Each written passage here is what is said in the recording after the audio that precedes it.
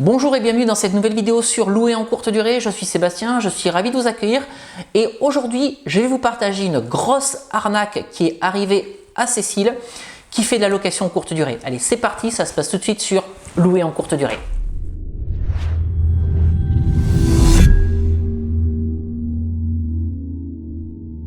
Alors aujourd'hui dans cette vidéo, je voulais vous mettre en garde sur une grosse arnaque qui peut vous arriver si vous faites de la location courte durée. Je vais vous expliquer ça dans la suite de cette vidéo, mais avant qu'on démarre, si vous ne l'avez pas encore fait, je vous invite à vous abonner à cette chaîne YouTube pour rejoindre une communauté de plusieurs milliers de personnes passionnées d'immobilier, de location courte durée, de stratégie de location à haut rendement. Vous vous abonnez, vous cliquez sur la petite cloche pour être tenu informé en temps réel de la publication de toutes mes nouvelles vidéos. Et puis si vous arrivez aujourd'hui sur cette chaîne YouTube pour la première fois, je vous souhaite la bienvenue. Et je vous invite à télécharger les deux e-books que j'ai rédigés, Convaincre la banque, mode d'emploi et doubler son salaire avec la location courte durée. Vous téléchargez ces deux e-books en cliquant sur le petit i qui apparaît en haut à droite de cette fenêtre ou sinon, vous avez les liens de téléchargement dans la description juste en dessous de cette vidéo.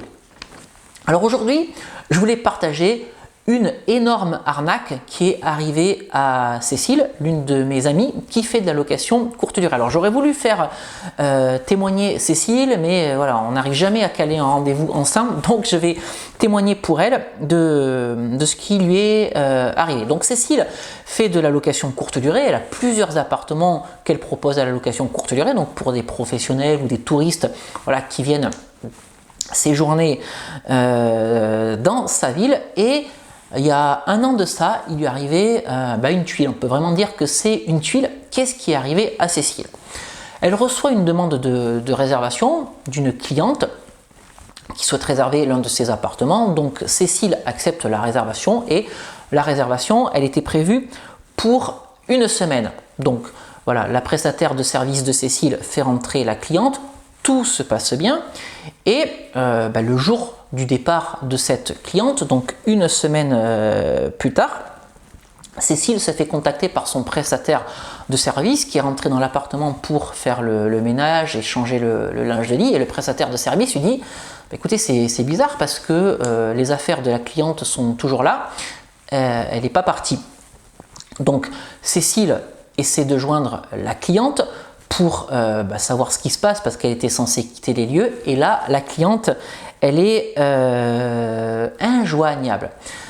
Alors ce qui se passe, c'est que maintenant Cécile elle se rend sur les lieux, elle rentre dans son appartement et elle attend le retour de la locataire en question. Et en fait ce qui s'est passé, c'est que c'est pas la locataire initiale qu'elle a vu rentrer dans l'appartement, c'est un autre locataire.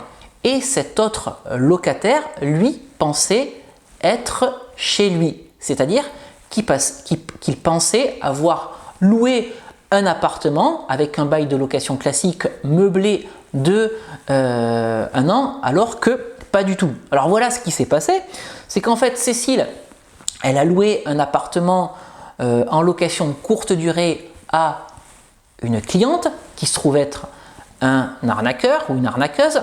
Cette personne, une fois qu'elle a été dans l'appartement, elle a pris des photos et elle a publié une annonce pour louer cet appartement en location traditionnelle avec un locataire à l'année sur une plateforme, peut-être Le Bon Coin, je ne sais pas, en tout cas elle a proposé cet appartement à la location à l'année. Elle a effectué des visites et une fois qu'elle a trouvé un locataire, elle a pris les 2 mois de caution puisque c'est de la location meublée et elle a pris le loyer du premier mois. C'est-à-dire que finalement l'arnaqué dans tout ça, c'est pas tant Cécile, mais c'est la personne qui pensait avoir loué un appartement qui se trouve en fait ne pas être un appartement qu'il peut louer puisqu'il appartient à Cécile et non pas à l'arnaqueuse, la personne qui a proposé cet appartement à la location. Donc voilà, ça c'est des choses qui peuvent arriver lorsque vous faites de la location courte durée.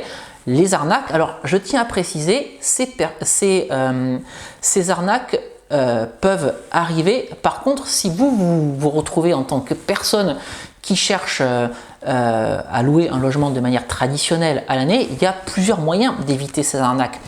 Pourquoi et comment? Parce que lorsque vous louez un logement à l'année, le propriétaire bailleur doit vous remettre un certain nombre de documents et l'arnaqueuse n'a absolument pas donné ces documents à la personne, à l'arnaqué qui pensait avoir loué un logement à l'année. Alors quelles sont les pièces que votre propriétaire bailleur doit vous donner au moment de la signature du contrat de location?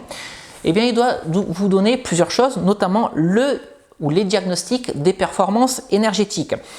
Il doit également vous donner un état ERNMT de moins de 6 mois, donc ERNMT, c'est l'état des risques naturels, miniers et technologiques. Il doit vous donner également un constat des risques d'exposition au plomb si votre bien a été construit avant le 1er janvier 1949.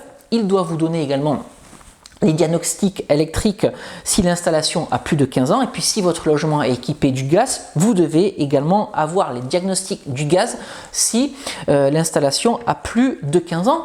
Le propriétaire bailleur doit vous donner également un extrait du règlement de copropriété, et si la personne qui vous fait signer le bail de location n'est pas en mesure de vous donner l'ensemble de ces éléments, le seul conseil que je peux vous dire, fuyez. Donc voilà ce qui est arrivé à Cécile. Je répète, elle a loué un appartement pour une semaine en location courte durée à une personne qui pendant cette semaine-là a profité de l'occasion pour prendre des photos, publier une annonce sur Le Bon Coin ou autre, comme si l'appartement était disponible pour de la location traditionnelle. Elle a fait des visites, elle a fait rentrer quelqu'un, cette personne a ensuite encaissé les 2 mois de caution et le premier loyer, et elle s'est barrée avec tout ça. Donc faites très attention si vous vous retrouvez de l'autre côté de la barrière. Encore une fois, le propriétaire bailleur doit vous donner un certain nombre de documents que je vous ai listés précédemment dans cette vidéo. Bon, pour autant, c'est des choses qui n'arrivent pas tous les 4 matins non plus. Des arnaques, il y en a dans l'immobilier, il y en a dans tous les domaines de la vie, mais quand même, soyez vigilants. Voilà ce que je voulais partager avec vous aujourd'hui dans cette vidéo. Si cette vidéo vous a plu, n'hésitez pas à liker, n'hésitez pas à partager, surtout avec des personnes qui font de la location courte durée ou même qui louent leur résidence principale, juste pour les sensibiliser sur ce type d'arnaque. Je vais vous quitter ici pour aujourd'hui, et puis comme d'habitude, on se retrouve très prochainement pour une nouvelle vidéo sur louer en courte durée. Je vous dis à très bientôt. Ciao!